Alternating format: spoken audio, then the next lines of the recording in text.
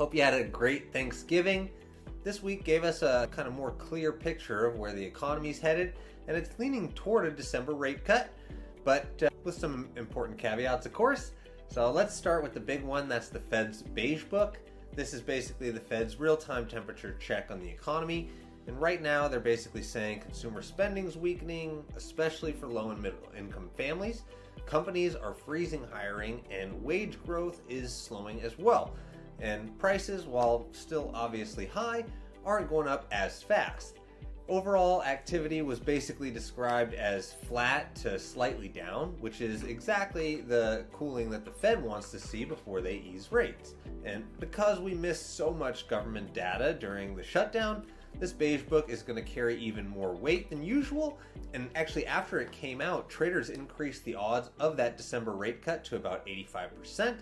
And now, let's talk housing a little bit. Pending home sales, which is just signed contracts, was at its strongest pace we've seen all year. And sales have actually now increased for 3 months in a row.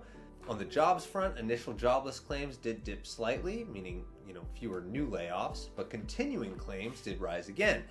And that number basically measures how many people can't find a new job after they lose theirs. And when that stays high, it does obviously tell us the labor market's weakening, which we've talked about a lot.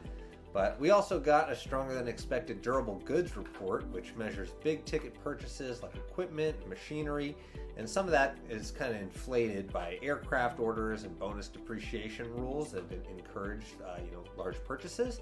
So it doesn't necessarily reflect broad economic strength, but since core shipments do feed into GDP, we could see GDP estimates get revised a bit higher. But a handful of side notes I wanted to at least mention to you. Bloomberg reported that Kevin Hassett may become the next Fed chair. It's not confirmed, but the market did like that, mostly because he's seen as somebody that's open to easing if the economy does continue to slow. Also, loan limits are rising again for 2026. The new conforming loan limit's going to be $832,750, with high-cost areas going up to almost $1.25 million. Next week, we'll bring an ADP jobs number. We're going to get PCE inflation, which the Fed watches very closely. Plus, we're going to get manufacturing reports, as well as job cut announcements and the ISM Services Index. But if you want help running numbers, comparing fixed or ARM options, or just prepping buyers for the next rate move, I've got you. Have a great weekend, and I'll see you next Friday.